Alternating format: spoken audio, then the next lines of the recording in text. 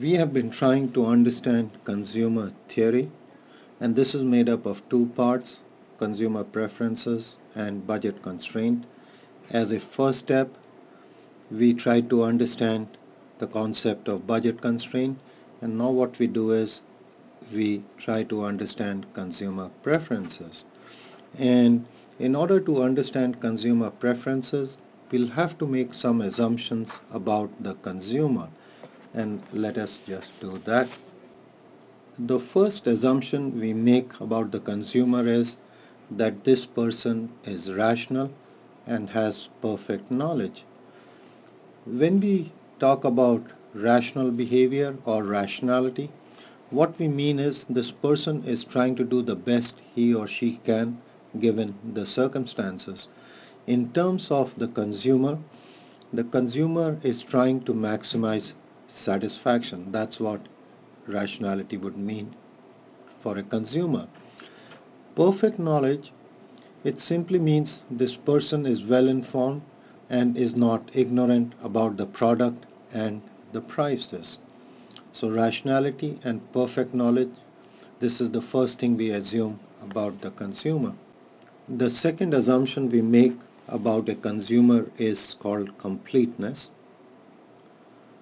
And by completeness we mean this person can rank any two commodity bundles in terms of preference.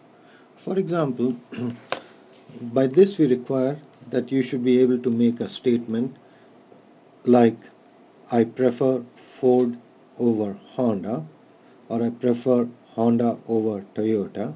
As long as you can do this for any set of two commodity bundles, and you can tell us whether you prefer one over the other or the other one over the first one or both, you have satisfied the assumption of completeness.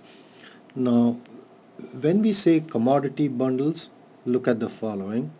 Suppose there's a commodity bundle A, and what we have been looking at is an example where you have apples on the x-axis and oranges on the y-axis. So since this person spends all his money or her money on apples and oranges, this could be written as 2, 3, which is made up of quantity of apples and quantity of oranges.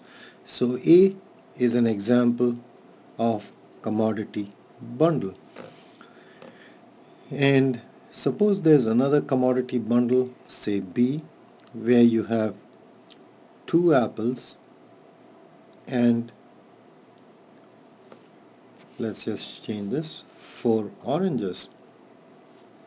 And what you should be able to say is whether you prefer A over B or B over A or both.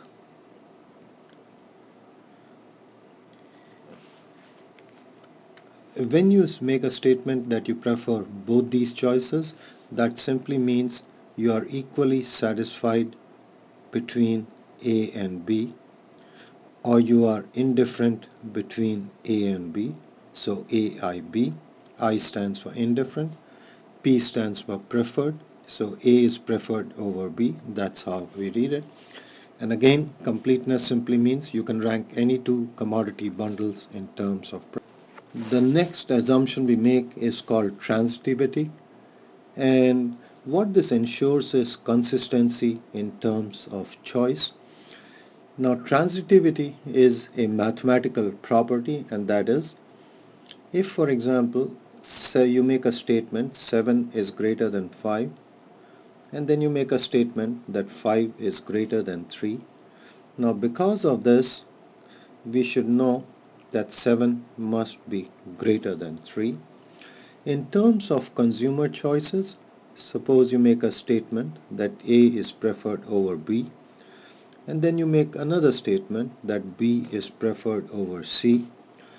And what transitivity means in this case is simply A must be preferred over C. So this is transitivity, and what this ensures is consistency in terms of choice. The last assumption we make about the consumer is called non-satiety, and the literal meaning of this is this person is never satisfied. And what does this mean? This person prefers more to less of a good. Or in other words, this also becomes the definition of greedy, or this person is greedy. If you have one car, you would prefer two cars over one. If you have two cars, you'll prefer four cars over two, and so on. Non-satiety. So we have made four basic assumptions about the consumer: rationality and perfect knowledge. That means this person is doing the best he or she can under the circumstances. That's the meaning of rationality. And this person is not ignorant, has perfect knowledge about the products and the prices. The second assumption we have made is called completeness, and that means this person can order can rank any two commodity bundles in terms of preference. The third assumption we made is transitivity, and that simply ensures consistency in terms of choice. And the last assumption we have made is non-satiety. That simply means this person is never satisfied or prefers more to less of a good. Now, based on all the assumptions we have made about a consumer, let us see how this person would rank commodity bundle B in relation to A, C in relation to A, and D in relation to A. So all comparisons are being made with respect to commodity bundle A. Now consider the following. You compare A and B. You find this person has the same quantity of apples, which is 2. But in B, the quantity of oranges increases to 4, and in A this person has 3. Or in other words, we can make a statement based on the assumptions we have made that B must be preferred over A. Now let us compare A and C, and what we find here is this person has more apples, 3 apples relative to 2, and same quantity of oranges, that is 3. Or in other words, C must be preferred over A.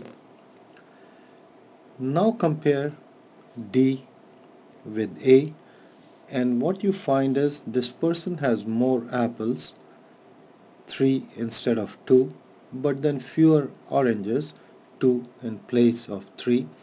In such a case, given the assumptions we have made, it's hard for us to state whether A will be preferred over D or D will be preferred over A. Or it's entirely possible that this person is indifferent or equally satisfied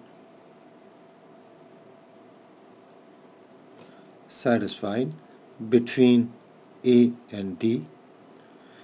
And this is something that the consumer will have to tell us, and so we could write this relationship as AID, which simply means this person prefers A and D equally or is indifferent between A and D.